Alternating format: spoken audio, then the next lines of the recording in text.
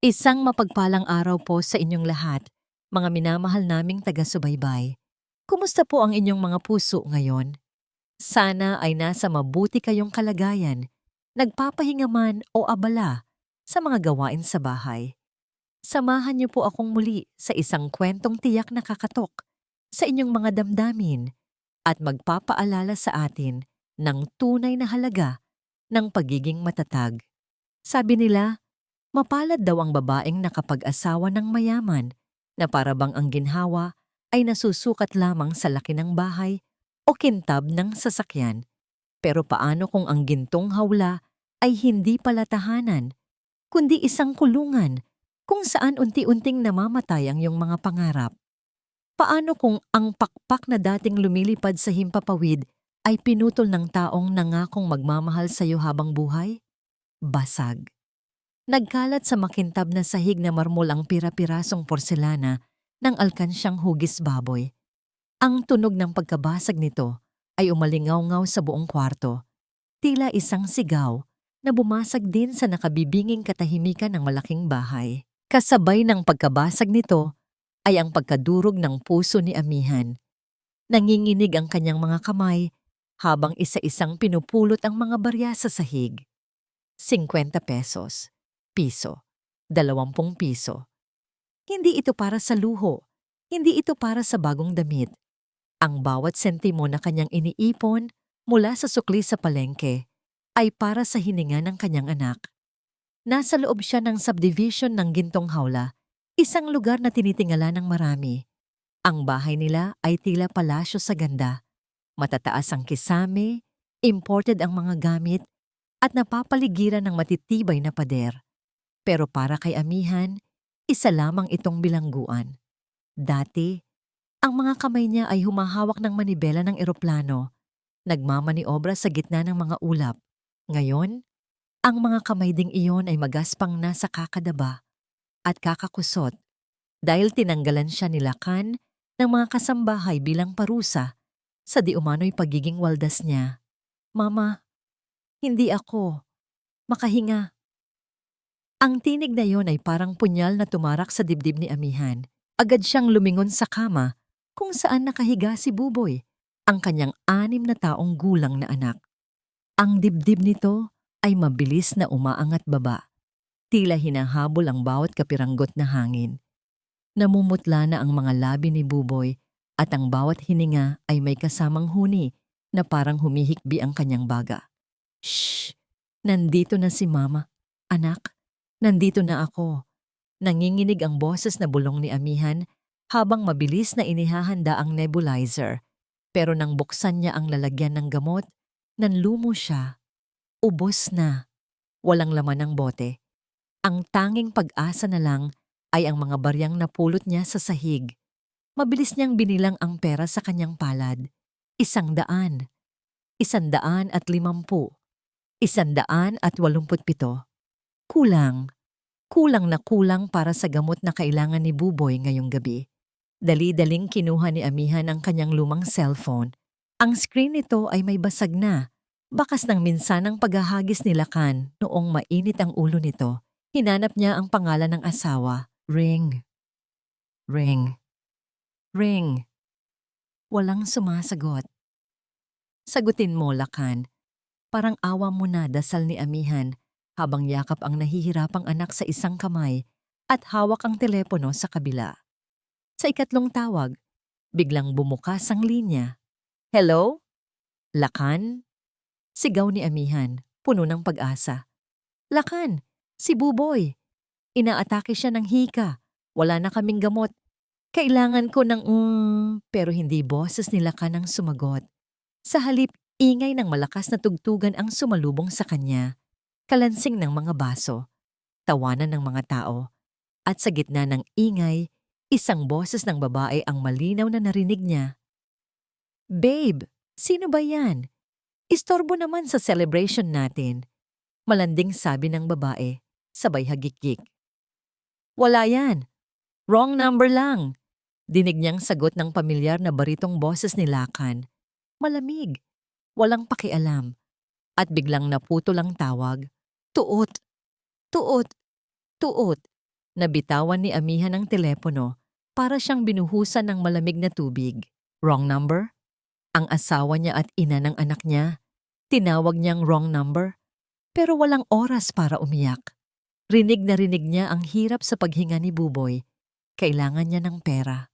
Ngayon din, tumakbo siya palabas ng kwarto ni Buboy patungo sa master bedroom. Ang kwartong matagal na niyang hindi tinutulugan dahil pinalayas siya doon ni Lakan. Alam niyang umuwi saglit si Lakan kaninang hapon para magbihis bago umalis ulit. Baka may naiwan itong barya.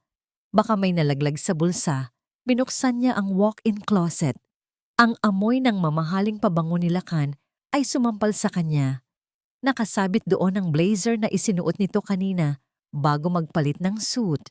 Kinalkal ni Amihan ang mga bulsa ng parang baliw.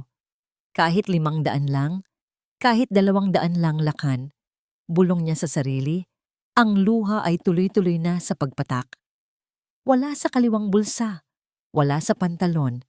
Nang kapkapan niya ang inner pocket ng blazer, may naramdaman siyang papel. Mabilis niya itong hinugot.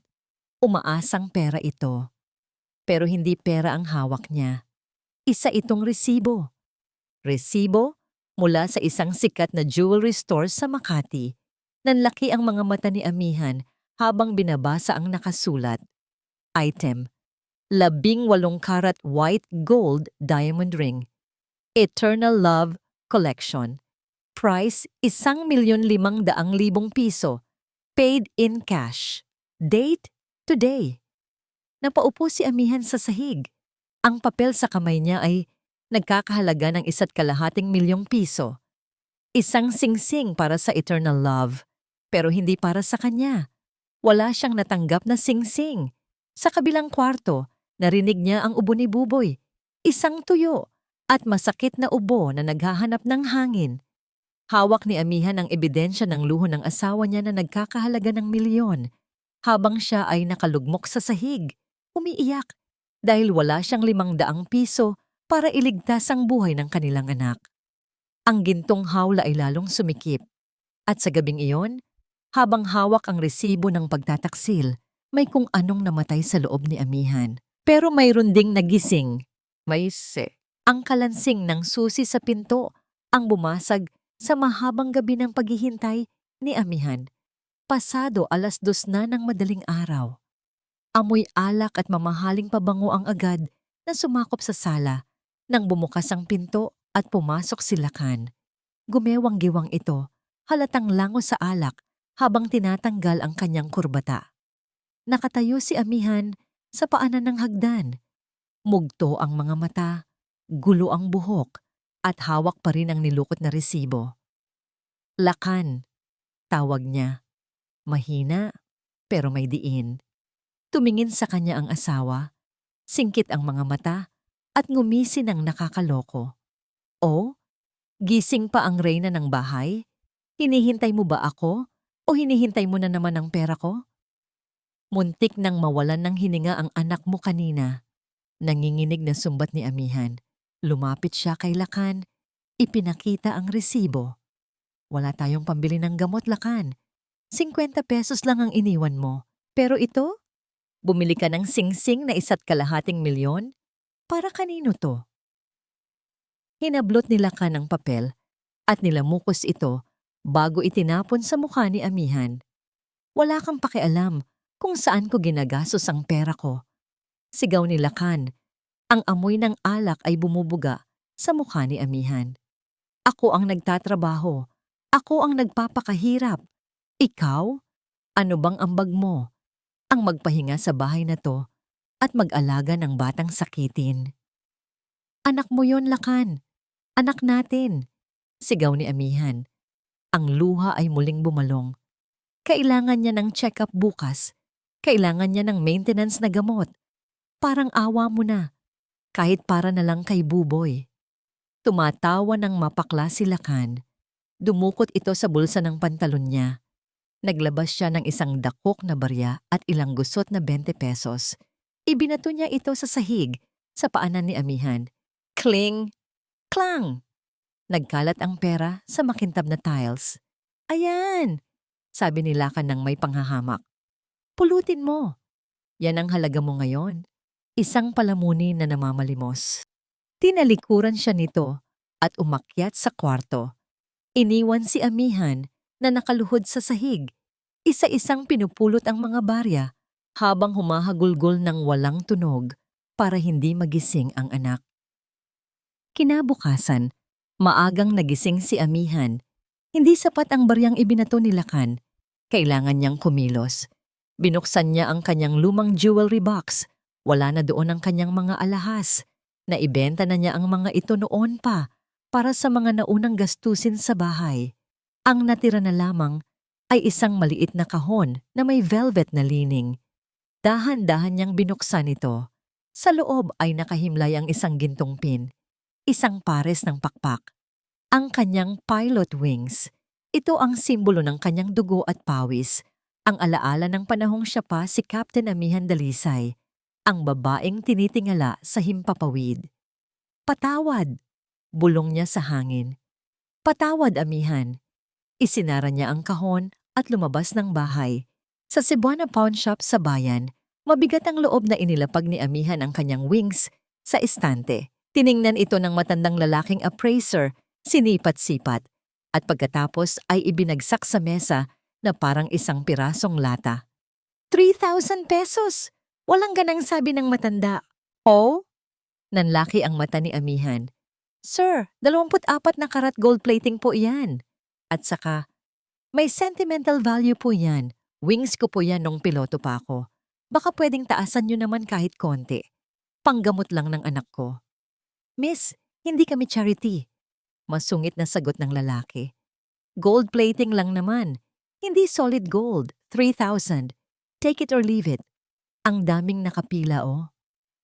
Akmang kukunin na sana ni amihan ang pera dahil sa desperasyon nang biglang may isang kamay na pumatong sa counter. Isang lalaking nakasuot ng simpleng polo barong pero may matikas na tindig ang humarang. Teka lang, sabi ng lalaki. Ang boses niya ay malalim at kalmado. Kinuha niya ang wings at sinipat. Hindi lang ito basta gold plating. Ito ay official insignia ng Philippine Aviation Academy. Batch 2015. Rare item. At kung titingnan mo ang ukit sa likod, itinapat ng lalaki ang wings sa ilaw. Pangalan ito ng valedictorian ng batch na yon. Tumingin ang lalaki kay amihan, may gulat at pagkilala sa kanyang mga mata. Captain Dalisay? Natigilan si amihan. Matagal na panahon na simula noong may tumawag sa kanya ng captain. Napatinguko siya sa hiya. Humarap ang lalaki sa appraiser. Manong, bilhin niyo ito ng 15,000, 15,000. Kung hindi, ako mismo ang bibili nito sa kanya ngayon din at isusumbong ko kayo sa DTE sa pangbabarat. Namutla ang appraiser at mabilis na nagbilang ng 15,000. Paglabas ng pawn shop, hindi mapigilan ni amihan ang magpasalamat. Salamat. Salamat po. Malaking tulong ito. Kalasag, pakilala ng lalaki. Inabot niya ang isang calling card. Attorney Kalasag Magbanua. Kung kailangan mo ng tulong legal o kung gusto mong bawiin ang pakpak mo balang araw, tawagan mo ako. Hindi na nagtagal si amihan. Salamat, attorney. Pero kailangan ko nang umuwi sa anak ko. Pagka-uwi ni amihan, akala niya ay magiging maayos na ang lahat dahil may pera na siya. Pero pagpasok niya ng pinto, sumalubong sa kanya ang katahimikan na nakakabingi. Wala si Buboy sa sala. Wala rin sa kwarto. Nagring ang kanyang cellphone, number ng ospital. Hello? Mrs. Gahaman? Boses ng doktor nagmamadali. Ang anak niyo po. Isinugod dito ng kapitbahay niyo kanina. Nakita siyang nangingisay sa labas ng gate. Severe asthma attack na nag-complicate sa pneumonia. Kailangan niya ng emergency procedure ngayon din. We need a down payment of 100,000 pesos or hindi namin siya maipasok sa ICU. Nabitawan ni amihan ang supot ng gamot na binili niya. 100,000? Saan siya kukuha ng ganoong kalaking halaga? Ang hawak lang niya ay 15,000. Doc, parating na po ako. Parang awa niyo na. Huwag niyong pabayaan ang anak ko. Dali-daling tumakbo si Amihan palabas, pero napahinto siya nang makita niya ang sasakyan ni Lakan na papalabas ng garahe. May mga malalaking maleta na isinasakay sa likod. Hinarang ni Amihan ang sasakyan. Kinatok niya ang bintana ng malakas. Lakan! Lakan! Ang anak natin nasa ospital. Kailangan ng pera. Ngayon na. Bumaba ang bintana. Nakasuot si Lakan ng shades at sa tabi niya, sa passenger seat, ay may isang babaeng nakasuot ng malaking sombrero at dark glasses. Si Hiyas. Anong drama na naman to, Amihan? Inis na sabi ni Lakan. Hindi ito drama. Nasa ICU si Buboy. Mamamatay ang anak mo kung hindi tayo magbabayad. Sigaw ni Amihan. Halos lumuhod na sa kalsada. Sumingit si Hiyas. Tinanggal ang shades at tiningnan si Amihan mula ulo hanggang paa na, parang nandidiri. Babe, we're going to be late for our flight to Boracay. Don't tell me maniniwala ka sa drama ng babaeng yan. Gusto lang niya ng shopping money. Tumingin si Lakan kay Amihan, tapos kay Hiyas. Isang sandali ng pagdadalawang isip, pero nanaig ang kasamaan. Wala akong pera, Amihan. Nasa investments lahat. Gawan mo ng paraan, ikaw ang nanay. Malamig na sabi ni Lakan. Lakan, huwag. Huwag kang umalis. Pero isinara na ni Lakan ang bintana. Umugong ang makina ng sasakyan at humarurot ito paalis. Iniwan si Amihan sa gitna ng usok ng tambutso. Habang papalayo ang sasakyan, nakita ni Amihan ang kamay ni Hiyas na nakahawak sa braso ni Lakan. At sa daliri nito, kumikinang ang isang singsing. Ang singsing na eternal love. Nakaluhod sa kalsada, sa ilalim ng tirik na araw. Sumigaw si Amihan ng isang sigaw na puno ng sakit at puot. Isang sigaw na hindi na pagmamakaawa, kundi isang sumpa. Hindi ugali ni Kalasag na makialam sa buhay ng may buhay. Bilang abogado, sanay siya sa mga kwento ng trahedya, lokohan at hiwalayan. Trabaho lang, walang personalan. Pero ang babaeng yon sa pawn shop, iba ang bigat na dala ng mga mata niya. Nakatigil ang sasakyan ni Kalasag sa di kalayuan. Ilang metro lang ang layo mula sa gate ng subdivision ng Gintong Hawla. Sinundan niya ang taxi ni Amihan hindi para maniktik, kundi dahil sa isang kutob. Ang apelyidong Dalisay sa likod ng Gintong Pakpak ay hindi niya maalis sa kanyang isipan. Si Captain Lucas Dalisay, ang kanyang yumaong mentor sa aviation law, ay madalas magkwento noon tungkol sa kanyang anak na babae, ang prinsesa ng himpapawid na tinalikuran ang lahat para sa pag-ibig. Kung ang babaeng iyon nga ang anak ng kanyang mentor, bakit siya nagbebenta ng dangal sa halagang 15,000? Biglang bumuhos ang ulan. Tila nakikisama ang langit sa bigat ng atmosfera. Mula sa loob ng kanyang kotse, kitang-kita ni Kalasag ang lahat. Nakita niya ang paglabas ng isang itim na SUV. Nakita niya kung paano hinarang ni Amihan ang sasakyan. Kahit hindi niya naririnig ang usapan dahil sa lakas ng ulan, damang-dama niya ang desperasyon sa kumpas ng mga kamay ni Amihan. Ang pagluhod nito sa basang aspalto. Ang pagkatok sa bintana na parang pulubing namamalimos ng awa. At nakita niya ang pinakamasakit sa lahat. Ang pagharurot ng sasakyan palayo. Iniwan ang babae na nakadapa sa gitna ng kalsada, nilalamon ng usok at putik. Hayop! Mariing bulong ni Kalasag habang mahigpit na nakahawak sa manibela. Namuti ang mga knuckles niya sa galit. Hindi ito ang tratong nararapat sa kahit sinong tao, lalo na sa isang ina. Mabilis na bumaba si Kalasag ng sasakyan. Hindi na siya nagabalang magpayong. Tumakbo siya palapit kay Amihan. Basang-basa na ito. Ang damit nito ay puno ng putik. Nanginginig ang buong katawan ni Amihan, pero hindi dahil sa lamig, kundi sa hagulgol na walang boses. Nakatingin lang ito sa direksyon kung saan nawala ang sasakyan ng asawa.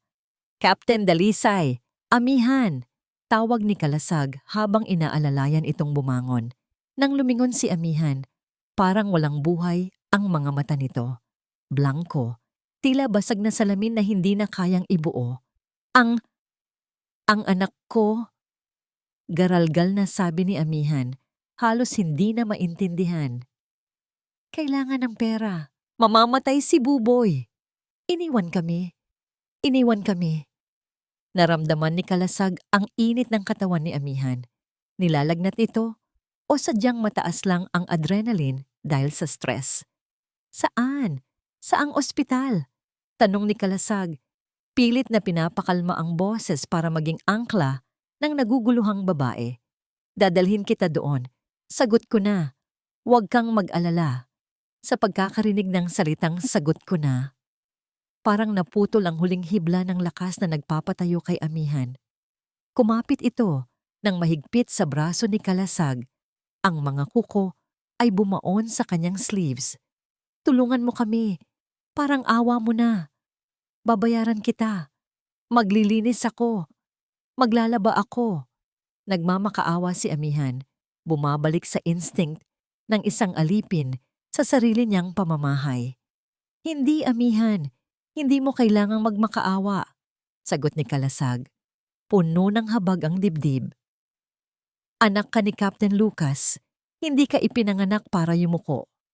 Akmang isasakay na niya ito sa kanyang kotse nang biglang manlabot ang mga tuhod ni amihan. Tuluyan itong bumagsak, pero nasalo siya agad ni Kalasag. Amihan, nawalan ng malay ang babae sa kanyang mga bisig. Ang ulan ay patuloy sa pagbuhos. Hinuhugasan ng putik sa mukha ni amihan, pero hindi ang sakit na nakaukit doon. Habang buhat-buhat niya ito, napansin ni Kalasag ang kamay ni amihan na nakakuyom ng mahigpit. Pilit niyang ibinuka ang mga daliri nito. Sa loob ng palad ni amihan, hindi pera ang hawak niya. Isa itong papel na basang-basa na, pero nababasa pa rin ang nakasulat sa pulang tinta. Final notice, hospital bill, at sa likod nito may nakasulat na cellphone number at pangalan. Hiyas marikit. Napatingin si Kalasag sa mukha ng babaeng nasa bisig niya. Dito, sa gitna ng bagyo at kalsada, naramdaman niya ang isang bagong misyon. Hindi na ito trabaho lang. Ito ay digmaan. Isinakay niya si amihan sa backseat at mabilis na pinaandar ang sasakyan. Kumapit ka, amihan!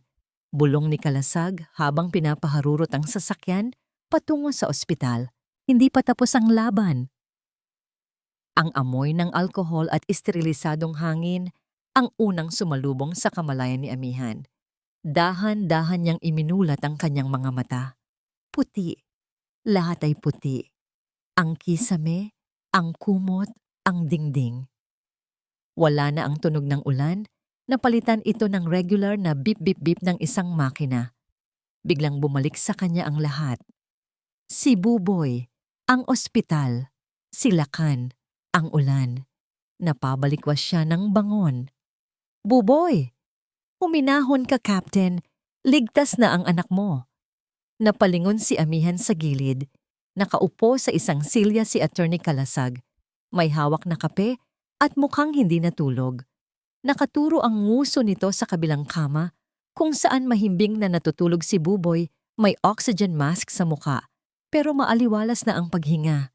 Nakahinga ng maluwag si amihan. Ang bigat sa dibdib niya ay nabawasan pero agad itong napalitan ng hiya. Attorney? Mahina niyang sambit. Ikaw ba? Ikaw ba ang nagbayad? Tumangulang si Kalasag. Down payment pa lang yon. Pero huwag mo munang isipin. Ang mahalaga, stable na siya. Yumuko si amihan, pinaglalaruan ang laylayan ng kumot. Babayaran kita.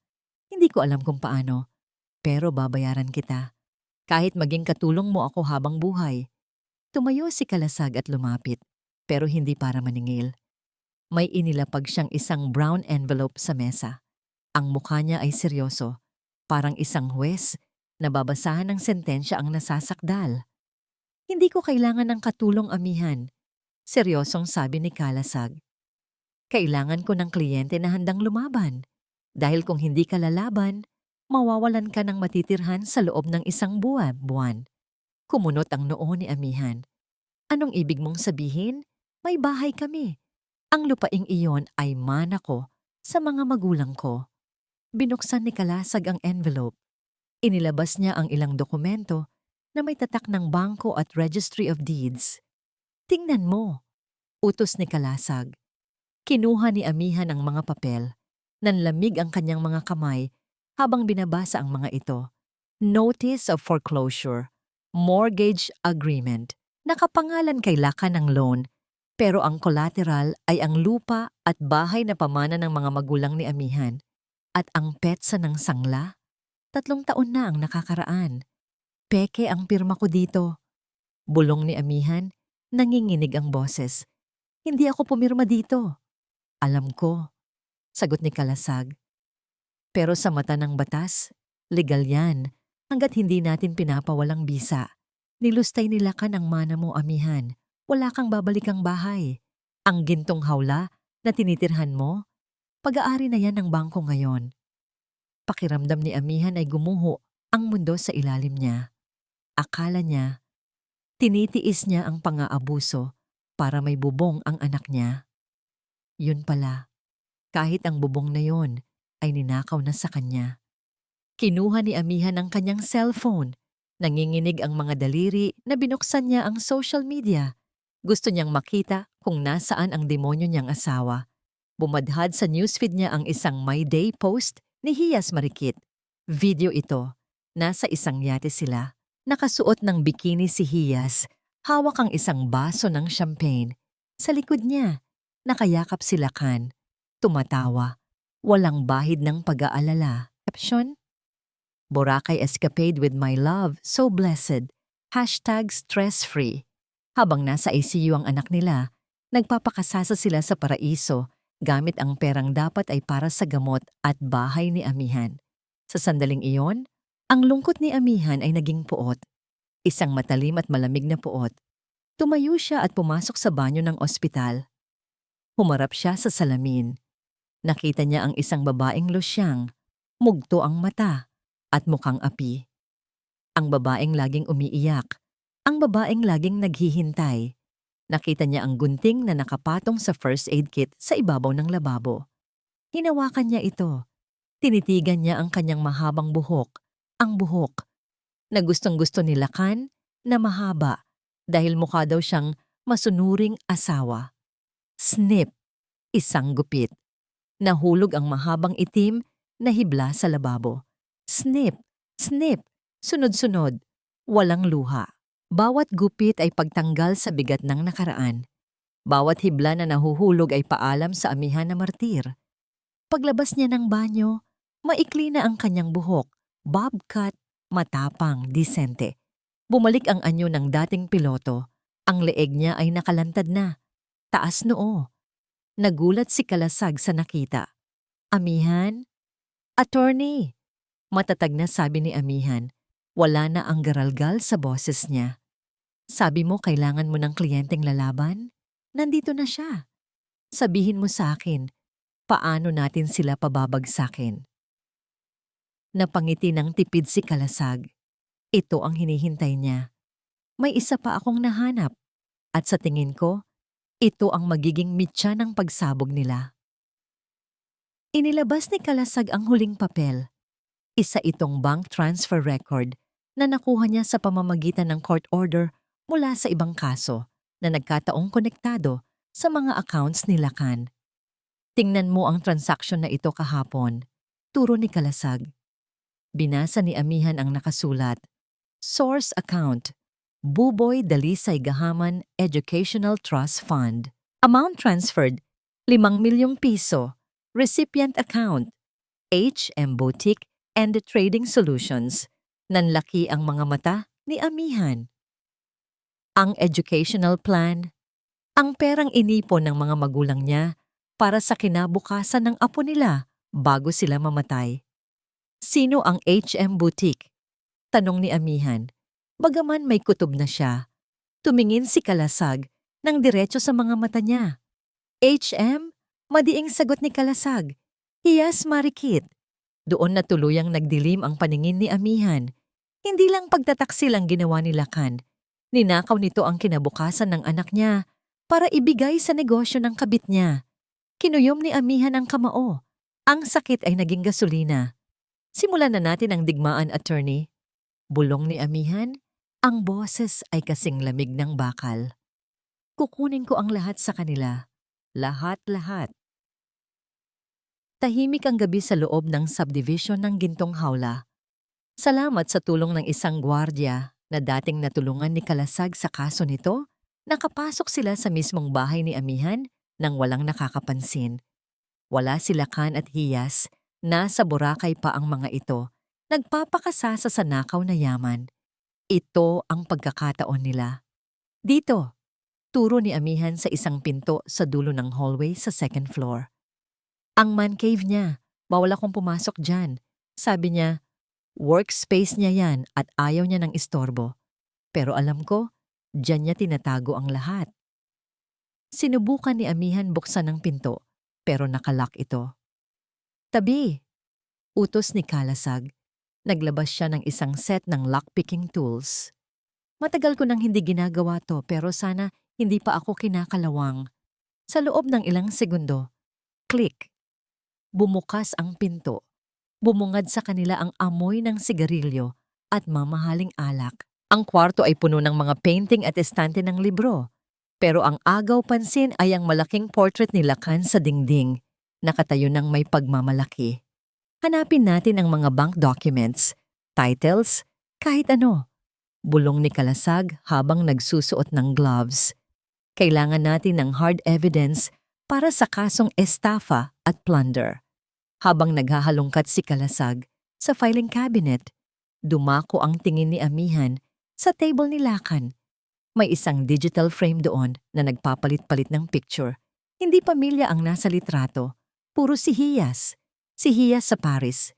Si Hiyas sa Dubai. Si Hiyas na suot. Ang mga alahas na dapat ay kay amihan. Napansin ni amihan ang isang maliit na vault sa ilalim ng mesa. Attorney? Tawag ni amihan. May vault dito. Alam mo ba ang code? Tanong ni Kalasag habang lumalapit. Nag-isip si amihan. Sinubukan niya ang birthday ni Buboy. Error. Sinubukan niya ang anniversary nila ni Lacan. Error. Napatingin siya sa digital frame. Ang date sa litrato kung saan magkayakap si Lacan at Hiyas sa Paris. 0214. Valentine's Day. Beep. Click. Bumukas ang vault. Parang sinaksak ang puso ni amihan. Ang password ng asawa niya ay ang araw ng mga puso, pero nakalaan ito para sa ibang babae. Sa loob ng vault, walang pera. Puro papeles. Inilabas nila ito isa-isa. Una nilang nakita ang isang set ng flight tickets. Manila to Zurich, Switzerland. One way. Departure. 3 days from now. Kasama nito ang mga papeles para sa isang offshore bank account sa Switzerland. Aalis na sila. Nanlaki ang mata ni Kalasag. Hindi lang sila nagbabakasyon sa Boracay. Lilipad sila paalis ng bansa. Dala ang lahat ng pera mo, amihan. Wala silang balak bumalik. Napahawak si amihan sa mesa. Iiwan nila kami. Iiwan nila kaming walang-wala? Mas malala pa dyan. Sabi ni Kalasag habang binabasa ang isa pang dokumento. Isang nullity of marriage petition. Ayon sa papel na to, matagal ka na raw hiwalay sa kanya at pumayag ka sa hatian ng ari-arian, kung saan 70% ay sa kanya mapupunta. May pirma mo to, amihan. Peke yan. Hayop siya. Sigaw ni amihan. Akmang pupunitin ang papel, pero pinigilan siya ni Kalasag. Ebidensya yan. Huwag mong sirain. Pero may isa pang envelope sa pinakailalim ng vault. Ito ay luma na. Medyo naninilaw ang papel. May tatak ito ng Philippine National Police. Traffic Investigation Division. Kinuha ito ni amihan. Bakit may police report dito? Wala namang kaso si Lacan. Binuksan niya ito. Habang binabasa niya ang detalye, unti-unting namutla ang kanyang mukha. Nagsimulang manginig ang kanyang buong katawan. Mas matindi kaysa noong nasa ospital siya. Amihan? Anong meron? Nag-aalalang tanong ni Kalasag. Hindi makapagsalita si amihan. Iniabot niya ang papel kay Kalasag. Binasa ni Kalasag ang report. Incident. vehicular homicide, hit and run. Victims, spouses, Lucas and Maria Dalisay. Ang mga magulang ni Amihan. Date, 3 years ago. Suspect vehicle, red sports car, plate number X-888. Original driver, identified. Sa ilalim ng report, may nakastaple na isang affidavit of desistance, pag-atras ng kaso mula sa isang saksi na binayaran at isang memo na nag-uutos na ibasura ang kaso dahil sa kakulangan ng ebidensya. Ang pirma ng nag-ayos ng areglo, Lakan Gahaman. Bumagsak si Amihan sa sahig. Ang luhang tumulo sa mga mata niya ay hindi na luha ng sakit, kundi luha ng purong horror. 3 taon. Bulong ni Amihan. Ang boses ay parang galing sa hukay. 3 taon akong katabi sa pagtulog ng lalaking nagprotekta sa pumatay sa mga magulang ko. Naalala niya ang araw na namatay ang parents niya. Sabi ng pulis, unidentified driver daw. Silakan pa ang nag-asikaso ng burol. Silakan pa ang umiyak sa libingan. Silakan pa ang nagsabing, "Huwag kang mag-alala, Amihan. Ako na ang bahala sa'yo." Yun pala. Kaya siya pinakasalan ni Lakan ay para patahimikin siya, para kontrolin ang heredera ng mga biktimang pinatay ng kabit niya. Ginamit ni Lakan ang pera ng mga magulang ni Amihan para linisin ang dumi ni Hiyas. Demonyo sila! Sigaw ni Amihan. Mega demonyo sila! Niyakap siya ni Kalasag ng mahigpit para pigilan ang pagwawala nito. Amihan, makinig ka. Masakit. Oo, sobrang sakit. Pero hawak na natin ang alas. Hindi lang estapa ang kaso nila. Obstruction of justice, accessory to homicide, mabubulok sila sa kulungan. Sa gitna ng pag-iyak ni Amihan, biglang umilaw ang isang iPad na nakapatong sa mesa ni Lakan. May notification na dumating, isang makulay na digital invitation. You are cordially invited to the Gaham Group of Companies. Grand Gala Night, celebrating success and new beginnings. Tomorrow night, 7 p.m. at the Grand Ballroom, Shangri-La. Special announcement, the engagement of Mr. Lakan Gahaman and Miss Hayas Marikit. Natigil sa pag-iyak si Amihan. Pinunasan niya ang kanyang luha. Tumayo siya, dahan-dahan, pero puno ng nakakatakot na kalmadong galit. Tiningnan niya ang invitation sa screen. Tiningnan niya ang pangalan ni Hiyas at Lakan. Engagement party? Sabi ni Amihan, at isang mapanganib na ngiti ang sumilay sa kanyang mga labi. Gusto nila ng celebration?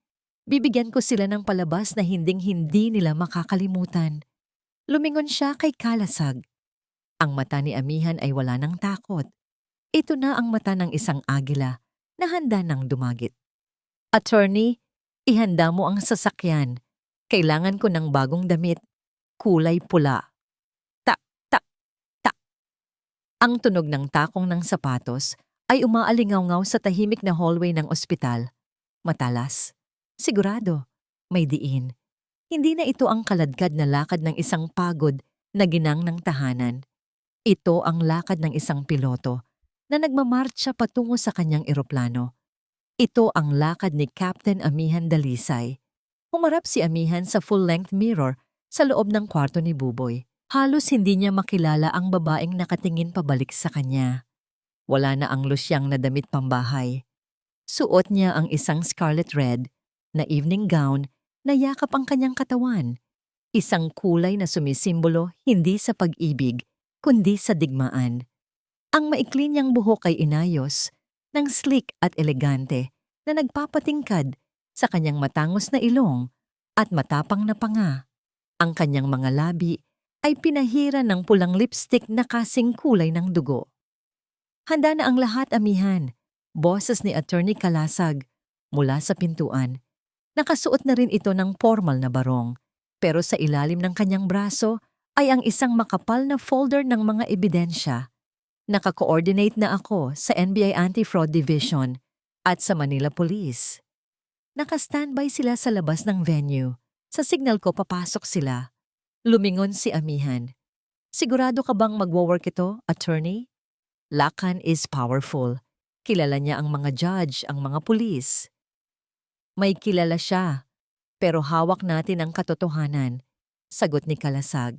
Lumapit ito at iniabot ang isang maliit na bagay, isang hidden microphone na mukhang eleganteng brooch. Isuot mo ito. Gusto kong marinig ng buong mundo at ng korte ang bawat kasinungalingang sasabihin niya ngayong gabi. Ikinabit ni Amihan ang brooch sa kanyang dibdib, malapit sa kanyang puso, na ngayon ay tumitibok hindi sa takot, kundi sa adrenaline. Lumapit siya sa kama ni Buboy. Gising na ang bata, bagaman mahina pa rin. Nakatingin ito sa kanya ng may pagkamangha. Mama, bulong ni Buboy. Ang ganda mo po. Para kang superhero. Napangiti si Amihan, isang nangiting may halong pait at pagmamahal.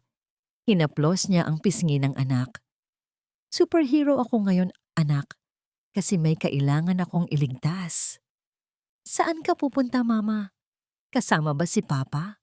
Tanong ng bata. Natigilan si Amihan. Humugot siya ng malalim na hininga. Tapos na ang panahon ng pagtatakip. Aalis si Mama para bawiin ang langit na kinuha nila sa atin. Malambing pero seryosong sagot ni Amihan. Huwag kang mag-alala, Buboy. Pagbalik ko, hindi na tayo iiyak. Pangako yan. Hinalikan niya sa noo ang anak. Magpapakatapang ka dito ha. Babantayan ka ni Nurse Joy. Tumango si Buboy. Opo, Captain Mama? Tumayo si Amihan at tumalikod. Sa bawat hakbang papalayo sa kama ng anak, lalong tumitibay ang kanyang loob. Para ito kay Buboy, para sa mga magulang niya, para sa sarili niya. Paglabas nila ng ospital, sumakay sila sa itim na sedang dala ni Kalasag. Tahimik ang biyahe patungo sa Shangri-La Hotel. Pinagmamasdan ni Amihan ang mga ilaw ng Maynila sa labas ng bintana. Dati, tinitingnan niya ang mga ilaw na ito mula sa cockpit ng eroplano. Libo-libong talampakan ang taas. Ngayon, nasa lupa siya. Pero pakiramdam niya ay handa na siyang lumipad muli. Hindi gamit ang pakpak ng eroplano, kundi gamit ang pakpak ng hustisya. Nandito na tayo. Basag ni Kalasag sa katahimikan. Bumungad sa kanila ang grand entrance ng hotel. Puno ng mamahaling sasakyan. Nagkikislapan ang mga flash ng camera ng media. Red carpet event. Ito ang gabi ni Lakan. Ito ang gabi ng kanyang tagumpay. At ito ang gabi ng kanyang pagbagsak. Tandaan mo, Amihan, paalala ni Kalasag bago sila bumaba. Huwag kang magpapadala sa emosyon. Hayaan mong sila ang magkamali. Hayaan mong sila ang magpakita ng tunay nilang kulay. Tumango si Amihan. Huwag kang mag-alala, attorney. Tapos na akong umiyak. Bumaba si Amihan ng sasakyan. Agad na napalingon ang ilang tao sa paligid. Ang aura niya ay agaw pansin. Isang misteryosong babae sa pula na naglalakad ng may awtoridad. Pero pagdating nila, sa entrance ng Grand Ballroom, hinarang sila ng dalawang malalaking bodyguard. Invitation po, ma'am, sir, sabi ng guard, nakaharang ang braso. Wala kaming invitation. Diretsong sagot ni Amihan, nakataas ang noo. Nagkatinginan ang mga guard at ngumisi ng mapang-uyam. Pasensya na po, ma'am. Private event po ito ng Gahaman Group. Exclusive for VIPs only. Bawal po ang gate crasher, kahit nakagown pa kayo. Akmang hahawakan ng guard ang braso ni Amihan para paalisin ito, pero mabilis na humarang si Kalasag. Huwag na huwag mong didikit ang kamay mo sa kanya, babala ni Kalasag sa mababang boses. Umalis na kayo bago pa kami tumawag ng pulis, banta ng guard. Dahan-dahang binuksan ni Amihan ang kanyang clutch bag. Hindi siya natinag, hindi siya kumurap. Inilabas niya ang isang itim na card. Hindi ito invitation, isa itong platinum shareholder card na nakapangalan sa kanyang ama, si Lucas Dalisay. Ang orihinal, na may-ari ng kumpanyang ninakaw at pinalitan lang ng pangalan ni Lakan. Itinaas niya ito sa mukha ng guard. Ako si Amihan Dalisay Gahaman, malamig niyang sabi, sapat para marinig ng mga nasa lobby. Ako ang may-ari ng kalahati ng kumpanyang nagbabayad sa sweldo mo. Ngayon, bubuksan mo ang pinto o kasama ka sa mga mawawalan ng trabaho bukas. Namutla ang guard. Nakita niya ang pangalan sa card. Nakita niya ang apelyidong Gahaman. Nangangatog ang kamay na ibinaba ng guard ang velvet rope. Sorry po, ma'am. Tuloy po kayo. Bumukas ang malalaking pinto ng ballroom. Mula sa loob, sumabog ang liwanag ng chandeliers at tunog ng orkestra. Huminga ng malalim si Amihan. Ang agila ay nakapasok na sa pugad ng mga ahas. Hawak ni Lakan ang kopita ng champagne na parang isang setro ng hari.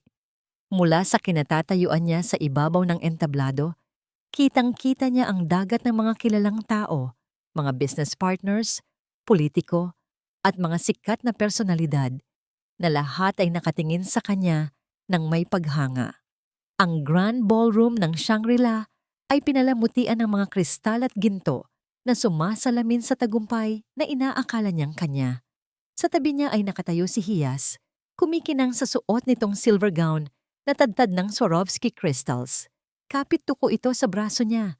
Ang nangiti ay wagas, habang pasimple niyang hinihimas ang singsing na eternal love sa daliri nito. Perfect. Bulong ni Lakan sa sarili. This is perfect. Wala na ang ingay ng pambubulabog ni Amihan. Wala na ang ubo ng sakitin niyang anak. Ang nasa isip na lang niya ay ang flight nila bukas papuntang Zurich. Ang 5 milyong pisong ninakaw niya sa educational fund ni Buboy ay nasa offshore account na. Malinis, walang bakas. Tinaas ni Lakan ang kanyang baso para kunin ang atensyon ng lahat. Tumahimik ang orkestra. Good evening, ladies and gentlemen, panimula ni Lakan gamit ang kanyang pinaka-charming na boses. Tonight is not just a celebration of Gaham Group's success. It is a celebration of freedom. Freedom to choose happiness. Freedom to choose love. Nagpalakpakan ang mga tao. Napangiti si Hiyas at sumandal sa balikat niya. Alam nyo, patuloy ni Lakan, maraming nagsasabi na mahirap maging successful habang pinapanatili ang peace of mind. But looking at all of you tonight, and standing beside this beautiful woman, tiningnan niya si Hiyas. I know I made the right investments. Tawanan at palakpakan ulit niya. Investments. Isang inside joke para sa kanya. Si Hiyas ang investment, si Amihan ang liability na tinapon na niya o iiwan na niya mamaya. Kaya bago tayo maghiwalay ngayong gabi, may isa akong malaking anunsyo. Sasabihin na sana niya ang tungkol sa engagement. Sasabihin na sana niya ang tungkol sa bagong simula. Pero biglang may kalabog. Ang malalaking pinto sa dulo ng ballroom ay bumukas ng malakas na parang tinulak ng isang bagyo. Natigil ang pagsasalita ni Lakan. Napalingon ang lahat ng bisita sa entrance. Sino ba yan? Inis na bulong ni Hiyas. Security should handle that. Mula sa dilim ng lobby, isang anino ang humakbang papasok sa liwanag ng chandeliers. Isang babae. Nakasuot ito ng isang scarlet red na gown na umaapoy sa paningin. Ang tela ay yumayakap sa bawat kurba ng katawan nito at ang palda ay humahawi ng may drama sa bawat hakbang. Ang buhok nito ay maikli, isang matapang na bob cut na nagpapakita ng mahabang leeg at matatalim na mata. Kumunot ang noo ni Lakan. Kilala niya ang lakad na yan. Pero hindi pwede. Ang babaeng kilala niya ay Lo Xiang, laging nakayuko at laging humihingi ng barya. Ang babaeng ito ay mukhang reyna na handang pumatay. Habang papalapit ang babae, nahawi ang mga bisita na parang tubig. Narinig ni Lakan ang mga bulungan. Sino siya? Ang ganda niya. Wait, is that the wife? Nanlaki ang mga mata ni Lakan nang tumama ang ilaw sa mukha ng babae. Si Amihan, pero hindi ito ang Amihan na iniwan niya sa kalsada kahapon. Ang Amihan na ito ay nakakatakot. Walang luha sa mga mata nito, kundi apoy.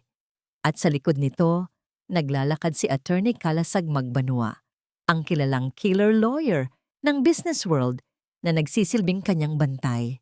Naramdaman ni Lakan ang pagdiin ng kuko ni Hiyas sa braso niya. Bakit nandito ang basahan na yan? Paalisin mo siya. Pero huli na. Nasa paanan na ng entablado si Amihan. Hindi ito tumigil. Umakyat ito sa hagdan ng stage. Ang tunog ng kanyang takong sa sahig na kahoy ay parang countdown ng bomba. Tak, tak, tak. Nataranta si Lakan. Pinatay niya ang kanyang mic at sumisesayong bumulong. Anong ginagawa mo dito? Nababaliw ka na ba? Umalis ka. Nakakahiya ka. Wala kang karapatang tumapak dito. Hindi sumagot si Amihan. Sa halip ngumiti ito. Isang ngiting abot sa mata, pero hindi abot sa puso. Isang ngiting nakakapangilabot. Lumapit si Amihan sa kanya. Akala ni Lakan ay sasampalin siya nito. Kaya napapikit siya ng bahagya at napaatras. Pero hindi siya sinampal. Dahan-dahang kinuha ni Amihan ang microphone mula sa nanginginig niyang kamay. Dahil sa gulat, hindi nakapalag si Lakan. Humarap si Amihan sa crowd. Ang spotlight ay lumipat sa kanya. Ang pulang gown ay lalong tumingkad. Good evening, everyone. Boses ni Amihan. Buo, kalmado, walang bahid ng garalgal. Ang boses ng isang kapitan na nag-a-announce ng turbulence. Nagulat siguro kayo kung bakit ako nandito.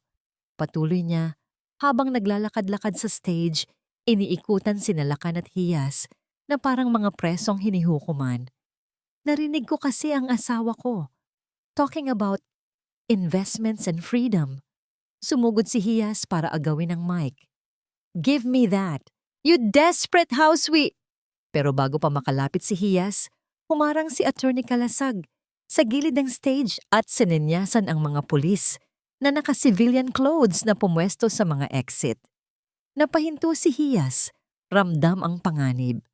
Bumalik ang tingin ni Amihan kay Lakan, na ngayon ay namumutla na at pinagpapawisan ng malamig. Lakan, darling, malambing na sabi ni Amihan sa mic, pero ang tono ay puno mo ng lason. Sabi mo kanina, celebrating success, di ba? Kaya naisip ko, bilang asawa mo, dapat may ambag din ako sa celebration na ito. Amihan, stop this!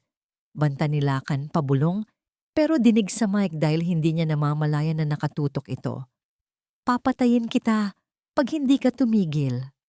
Tumawa si Amihan. Isang tawang umalingaw-ngaw sa buong ballroom. Oh, Lakan, you already tried to kill me. You tried to kill our son. You killed my parents. Napasinghap ang buong ballroom. Gasp! Katahimikan. Tumingin si Amihan sa control booth sa likod ng ballroom kung saan nandoon ang projector. Tinaas niya ang kanyang kamay.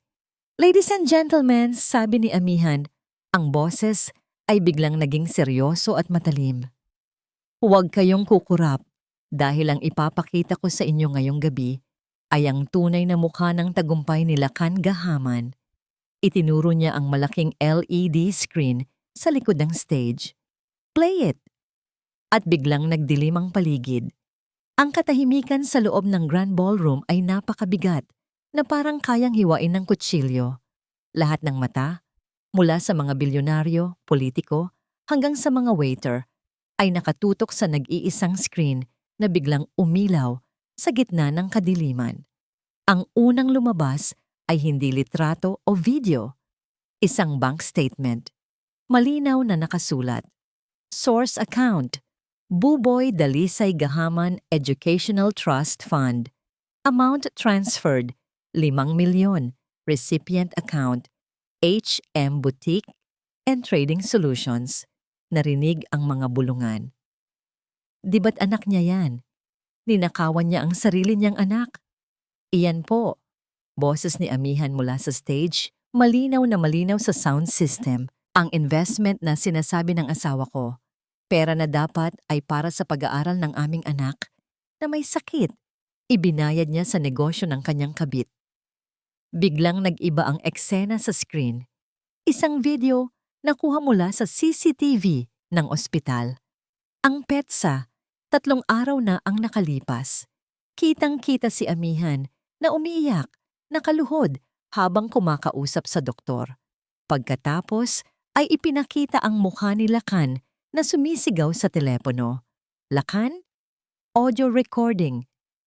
Wala akong pakialam kung mamatay ang batang yan.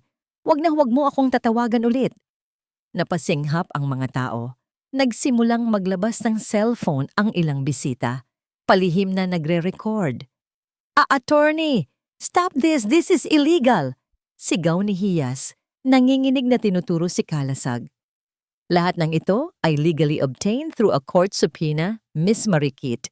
Kalmadong sagot ni Kalasag. Lahat ay admissible bilang ebidensya. Sunod na lumabas sa screen ay ang police report. Pinalaki ang larawan ng pulang sports car na may plate number na X6-888. At sa ilalim nito, ang pangalan ng suspect, Hiyas Marikit. At ang pangalan ng mga biktima, Lucas and Maria Dalisay. Peke yan, gawa-gawa lang yan, sigaw ni Hiyas. Parang nababaliw. Talaga? Tanong ni Amihan. Kung peke yan, bakit may audio recording tayo dito mula sa opisina ni Lacan habang kausap niya ang isang fixer? Biglang umalingaw-ngaw sa buong ballroom ang boses ni Lacan. Lacan, audio. Bayaran mo ang lahat ng testigo. Ilipat mo ang sisi sa iba. Ayokong madamay si Hiyas dito. Clean this up. I don't care how much it costs. Gamitin mo ang pera ng mga Dalisay. Dito na nagsimulang mag-walkout ang ilang business partners ni Lacan. Ang kanilang muka ay puno ng pandidiri. Manloloko. Sigaw ng isang matandang investor. You used our money to cover up a murder. Lacan, darling, do something. Umiiyak na sigaw ni Hiyas. Niyuyugyog ang braso ni Lacan na ngayon ay parang estatwang natutulala sa gulat at takot. Ngunit ang huling palabas sa screen ang tuluyang sumira sa kanila. Isang video na kuha mismo ni Lacan gamit ang kanyang cellphone, marahil para i-blackmail si Hiyas balang araw. Kitang-kita si Hiyas na nagmamaneho ng pulang sports car, tumatawa habang mabilis na nagpapatakbo sa ilalim ng ulan. At kitang-kita ang pagbangga ng sasakyan sa isang AUV. Walang ginawa si Hiyas kundi tumili at mabilis na pinaharurot ang sasakyan palayo. Iniwan ang mga biktima sa daan. Sa puntong ito, hindi na napigilan ni Amihan ang isang patak ng luha na dumaloy sa kanyang pisngi. Luha para sa kanyang mga magulang. Bumalik ang ilaw sa ballroom. Nagsigawan ang mga tao. Nagkagulo. Security! Security! Patayin niyo yan! Sigaw ni Lacan. Tuluyan nang nawala sa sarili. Pero bago pa makakilos ang security ng hotel, ang mga pulis na naka-civilian na kanina pa nakapwesto ay sabay-sabay na kumilos. NBI, nobody move. Sigaw ng isang ahente. Pinalibutan nila ang stage. 2 ahente ang umakyat para arestuhin si Lacan. 2 naman ang humarang kay Hiyas na akmang tatakbo. Hindi! Hindi niyo ako pwedeng arestuhin. I am Lacan Gahaman. Nagwawalang sigaw ni Lacan. Pilit na kumakawala. Hindi na siya pinansin ng mga ahente. Mabilis siyang pinusasan. Nang makita ito ni Hiyas, nawala ang lahat ng poison niya. Naging parang isang pusang kalye na nasukol. Sumugod ito patungo kay Amihan. Nakaamba ang mga kuko.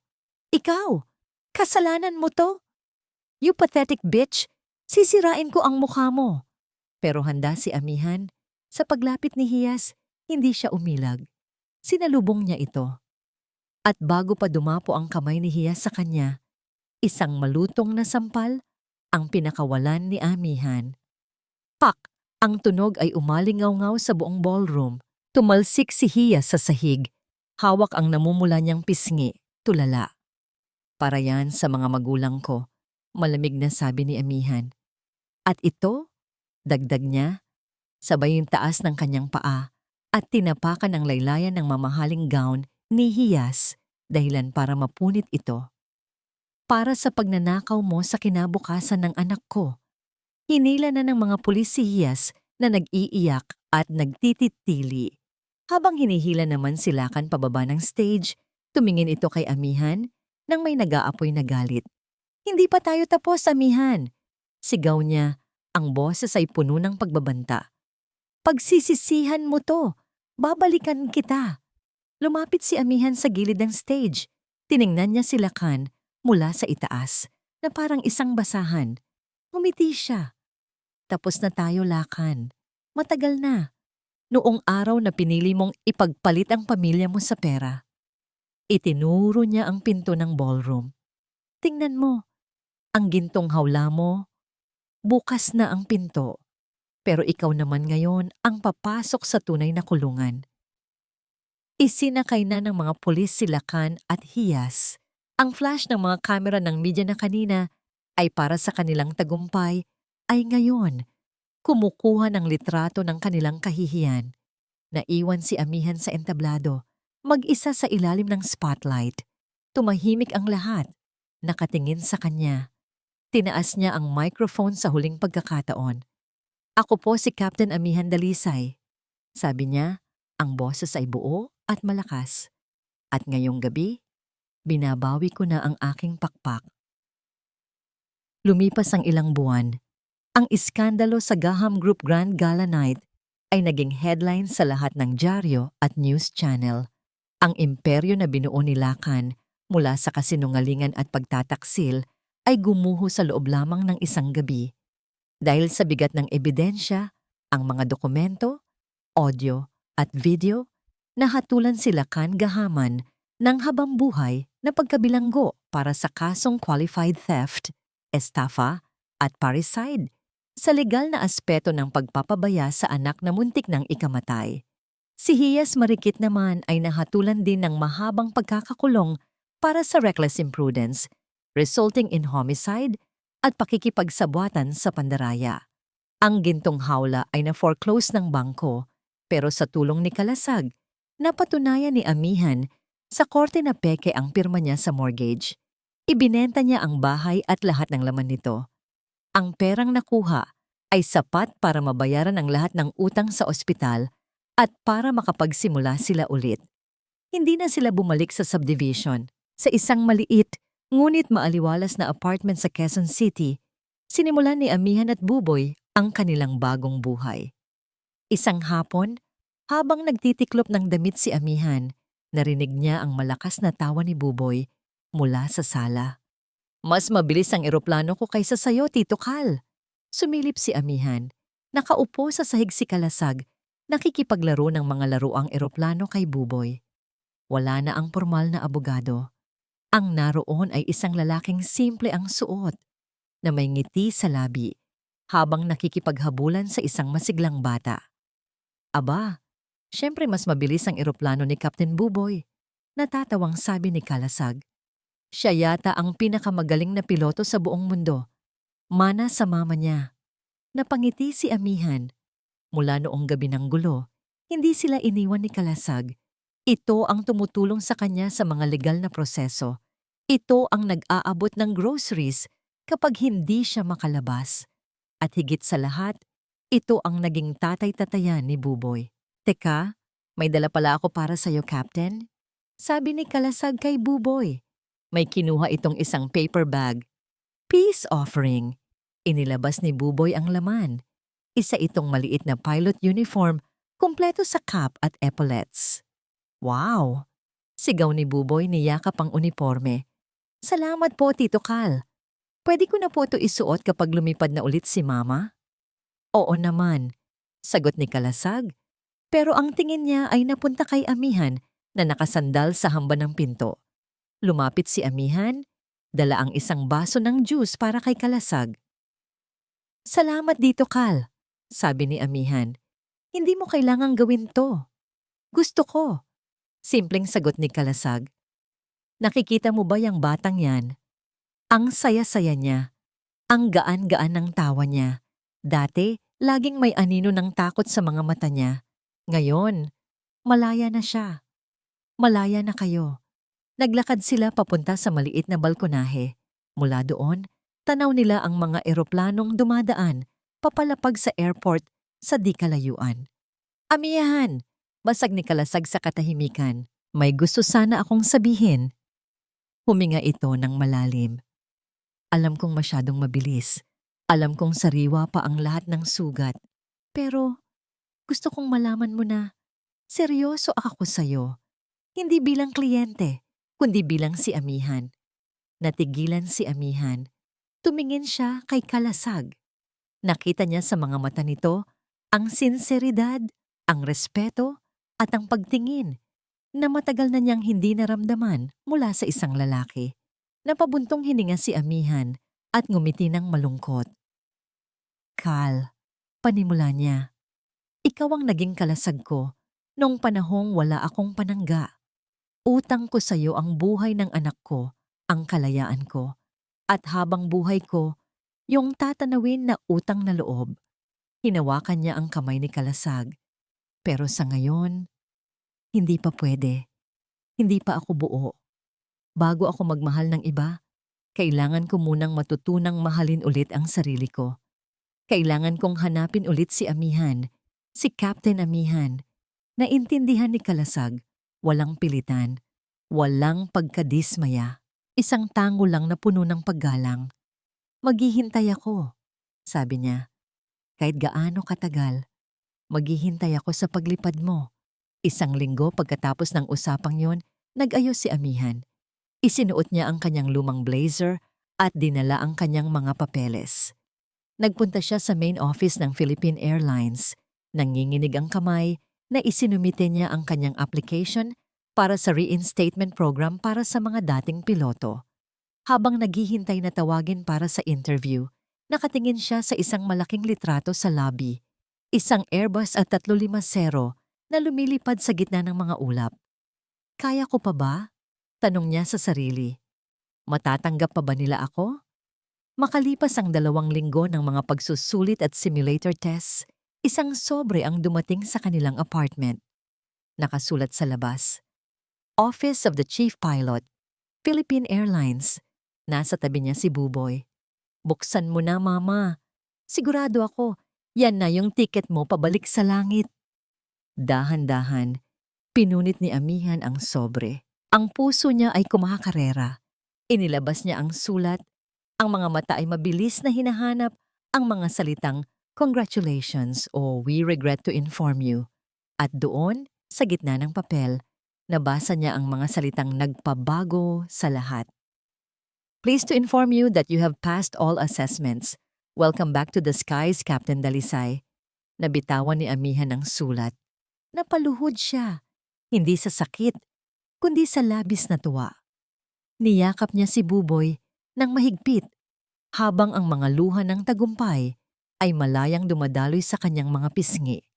Ang pakpak na isinangla niya noon sa halagang 3,000 ay muling ibinalik sa kanya ng tadhana. Ang pamilyar na ugong ng makina ng eroplano ay parang musika sa pandinig ni Amihan. Nakaupo siya sa kaliwang silya ng cockpit, ang upuan ng kapitan. Sa labas ng bintana, ang bukang liwayway ay nagpipinta ng kulay kahel at rosas sa kalangitan. Flight attendants, prepare for takeoff. Ang boses niya ay buo at puno ng awtoridad habang nagsasalita sa intercom. Bawat pindot sa control, bawat tingin sa mga metro ay natural sa kanya na parang hindi siya nawalay sa himpapawid kahit isang araw. This is your captain, Amihan Dalisay. Welcome aboard Philippine Airlines Flight PR-102, bound for Los Angeles. Habang nagpapakilala siya sa mga pasahero, isang ngiti ang sumilay sa kanyang mga labi. Ang bawat salita ay parang isang deklarasyon ng kanyang muling pagsilang. Pagkatapos ng kanyang anunsyo, dumaan ang first officer para sa huling pag-check. Ngumiti ito sa kanya. Ready na tayo, Captain? Tumango si Amihan. Let's bring them home. Habang dahan-dahang gumagalaw ang eroplano sa runway, ipinikit ni Amihan ang kanyang mga mata, saglit. Inalala niya ang lahat. Ang sahig na puno ng barya, ang resibo ng singsing, ang sampal ni Lakan, ang pagluhod sa ulan, ang sakit. Pagkatapos, iminulat niya ang mga ito. Ang nakaraan ay nasa likod na. Ang nasa harap niya ay isang mahabang runway at isang bukas na kalangitan. Ready for takeoff? Hinawakan niya ng mahigpit ang throttle. Dahan-dahan niyang itinulak ito pasulong. Umugong ang makina. Bumilis ang takbo ng eroplano. Mas mabilis. At sa tamang sandali, dahan-dahan niyang hinila ang manibela. Naramdaman niya ang pag-angat ng eroplano mula sa lupa. Ang paglaya. Habang umaakyat sila pataas, tinanaw niya ang syudad sa ibaba. Ang mga gusali ay unti-unting lumiliit, nagiging parang mga laruan. Ang mga problema, ang mga sakit, lahat ay tila naiiwan sa lupa. Dito sa itaas, sa gitna ng mga ulap, may kapayapaan, may kalayaan. Ito ang kanyang tahanan, ito ang kanyang kaharian. Makalipas ang ilang oras, nang stable na ang lipad, lumabas saglit si Amihan sa cockpit para personal na kumustahin ang mga pasahero. Isang bagay na gusto niyang gawin para maging mas malapit sa mga taong ipinagkatiwala sa kanya ang kanilang buhay. Habang naglalakad siya sa aisle ng business class, isang pamilyar na boses ang tumawag sa kanya. "Excuse me, Captain?"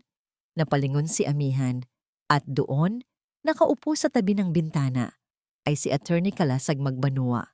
Nakangiti ito sa kanya, isang ngiting puno ng paghanga at paghihintay. "Attorney?" Gulat na sabi ni Amihan. "Anong ginagawa mo dito?" "May business meeting ako sa LA." Sagot ni Kalasag. "Pero ang totoo, nang malaman ko na ito ang first international flight mo pabalik." Hindi ko pwedeng palampasin. May kinuha si Kalasag mula sa kanyang briefcase. Hindi ito papeles.